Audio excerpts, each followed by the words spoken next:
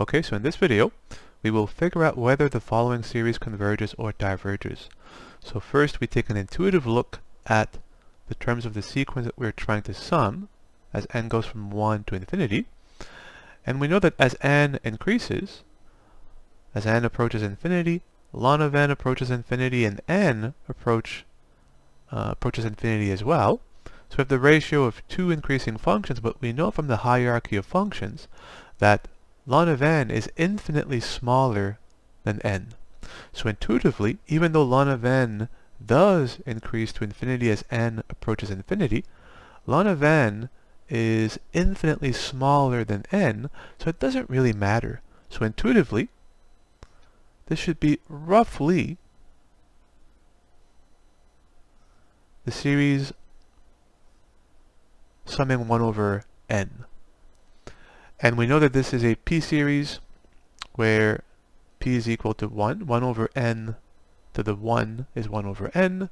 And when we have a p-series where p is 1 or smaller, the p-series diverges, blowing up to infinity. So intuitively, this series should be roughly the same size as this one. This one is infinite, and so this series should be infinite as well. That is the intuition. Let's now provide a rigorous proof with the comparison test. So the first thing we want to do is do a rigorous comparison between ln of n and 1. So let's sketch the graph of ln of x.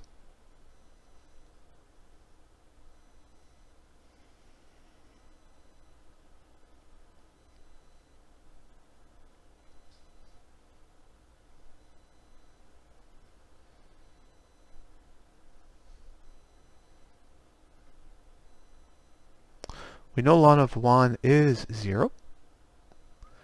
And ln of 1 again, ln of x, tends to infinity as x increases.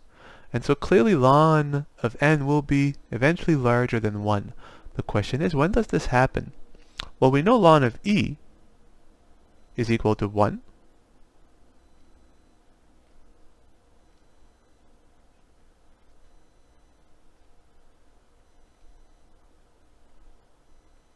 And e is approximately 2.7.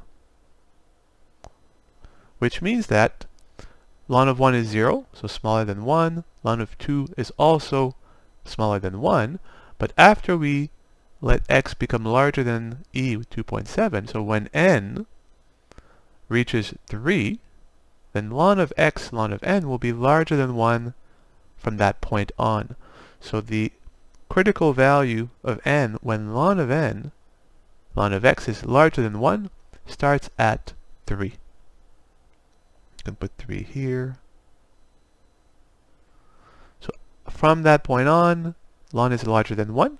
So we have a little bit of a problem here where ln of x is only larger than 1 when x is larger or equal to 3, or n is larger than or equal to 3.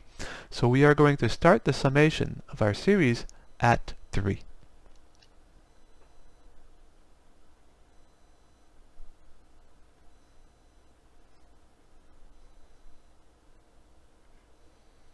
And now the question is, how do we set up the inequality? Well, think about this.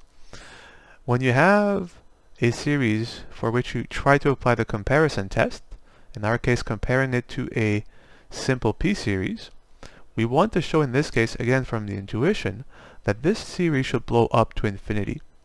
When you have this intuition and you're thinking of applying the comparison test, you ask yourself, how can I show that something has to be equal to infinity? The answer is, you have to show that the initial series, the more complex series, is larger than or equal to infinity.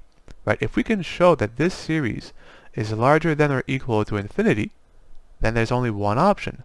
This series must be infinity as well. And again, from the graph of ln of x, we can see that ln of n will exceed 1, so larger than or equal to 1, as soon as n equals 3 or larger. So if n is greater or equal to 3. Now we began the summation here at 3, so it is true that ln of n will be larger or equal to 1.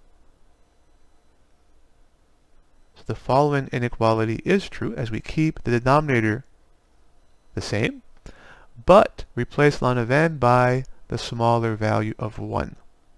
So this inequality is true.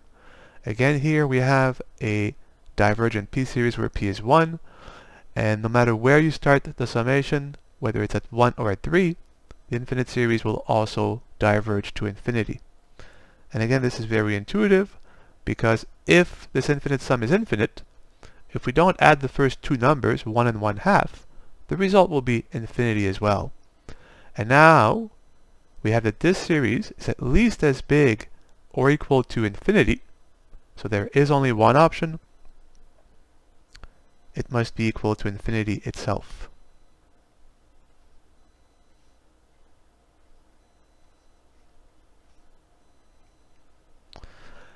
And you ask, well, what about the original series starting at 1?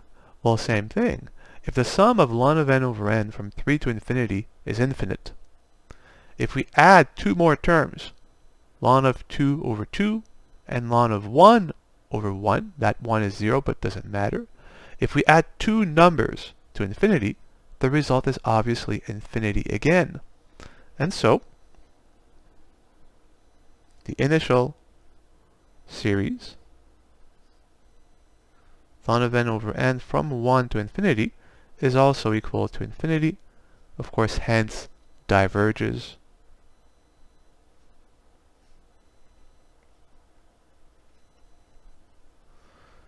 By, of course, the comparison test, which I will write as CT. And that is the idea.